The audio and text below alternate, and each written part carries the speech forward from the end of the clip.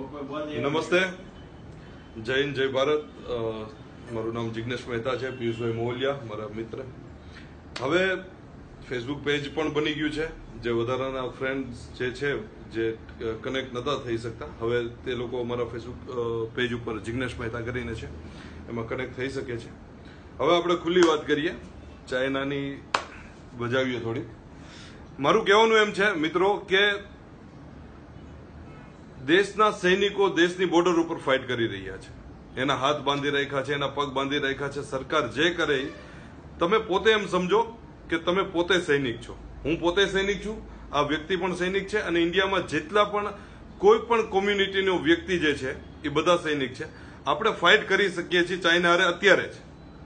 આપણે એ ફાઇટ કરવા માટે એક જ કામ કરવાનું છે, પોતાના એન્ડ્રોઈડ મોબાઈલ હોય કે એપલ હોય કે વોટ એવર, એ મોબાઈલમાંથી તમે લોકો તમારી એપ્સ જે ચાઇનાની એપ્સ છે એ ગૂગલ ઉપર ચેક કરો કે કઈ કઈ એપ્સ ચાઇનાની છે. હું તમને નોલેજ આપીશ, એ જરૂરી નથી, નોલેજ તમારી પાસે જ છે, એ જ તમારે કાઢવાનું છે. ગૂગલની ઉપર ચેક કરશો એટલે ખબર પડશે ચાઇનાની બ્લા બ્લા બ્લા બ્લા એટલી એપ્સ છે. એમાં મેન બે યુસી બ્રાઉઝર, અલીબાબા. આ બંનેના ઢાંકણા ગુલ કરી નાખો, ડિલીટ.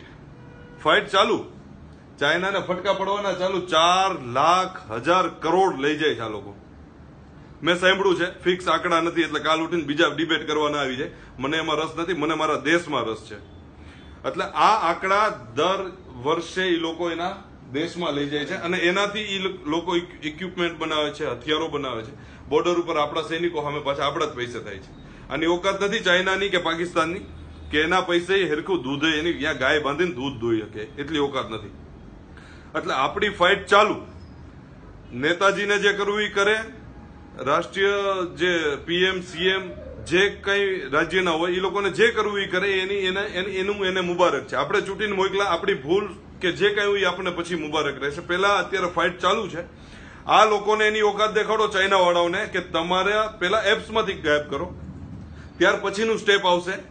ત્યારે આપણે ચાઇનાની પ્રોડક્ટ કઈ ખરીદી આપણે કરીએ છીએ ભૂલમાં, આપણે કરવું જ નથી. મને ખબર છે કે આ ભારતની જનતા એટલી એક્ટિવ છે, જાગૃત છે કે કોઈ પ્રોડક્ટ ખરીદવા નથી માંગતી ચાઇનાની. પણ હું એમ કહું છું કે તમે એનું સર્ચ કરો. ગૂગલ બહુ મસ્ત બનાવ્યું છે ભાઈ. ગૂગલ ઉપર બધું જ મળી રહે, કોણ ક્યાં શું કરે છે, ક્યાં દેશની કઈ પ્રોડક્ટ છે, શું કરીને કેટલા રૂપિયા લઈ જાય છે, બધું જ મળી રહેશે. ચેક કરો. પાકિસ્તાન, ચાઇના, એની જે એપ્સ, જે પ્રોડક્ટ આપણે પરચેસ કરતા, આપણે આપણા દેશની પરચેસ કરો. આપણા દેશનો પૈસો આપણા દેશની અંદર રહેશે. એ કોઈ પણ વેપારી કમાશે ને એ આપણો જ ભાઈ હશે. એ પૈસો અહીંયા રહેશે. એ પૈસામાંથી જ આપણી ગવર્મેન્ટને સપોર્ટ મળશે, અને આપણા જે સૈનિકો છે એ બોર્ડર ઉપર આ લોકોને બરોબર આન્સર આપશે, અને સૈનિકો બહુ ખુશ થાય ભાઈ. તમને કોઈને પાણી પાઈને 5 પૂન મળે કે ના મળે, જમાડીને 10 પૂન મળે કે ના મળે, આ કાર્ય કરશો ને ભાઈ, કરોડો પુણ્ય મળશે. કારણ કે બોર્ડર ઉપર જે ભૂખા તરસા લડે છે ને એ આપણા માટે લડે છે. મારું એટલું કહેવાનું છે પિયુષભાઈ. અને બીજું કે આવનારો રક્ષાબંધનનો તહેવાર જે ખૂબ જ નજીક છે, તો તમામ ભારતીય બહેનોને હું એક નમ્ર દિલથી અપીલ કરું છું કે ચાઇનાની રાખડીનો આપણે બહિષ્કાર કરીએ.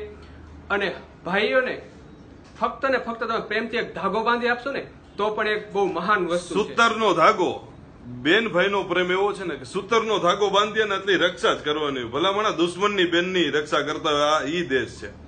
એટલે ચાઇનાની રાખડી બંધાય ને ભાઈ એક દિવસ વાલો લાગે એવું નથી. ભાઈ વાલો જ હોય બેનને, અને બેન વાલી હોય ભાઈને. બરોબર છે. કઈ પણ બાંધશો હાલશે. ચાઇનાની પ્રોડક્ટ ઉપર બહિષ્કાર કરો, અને ખુલ્લી છાતી એને દેખાડો કે વટવાળી વાત કરો કે આ 56ની છાતી વાળો કરે કે ન કરે, પણ આ જે ઓરિજિનલ છાતી વાળા બેઠા છે ને એ તો કરશે જ બાપુ. એટલે તૈયારી દર્શાવો. જય હિન્દ, જય ભારત. હવે ફાઇટ માટે તૈયાર થઈ જાઓ. Bullet proof jacket. યસ.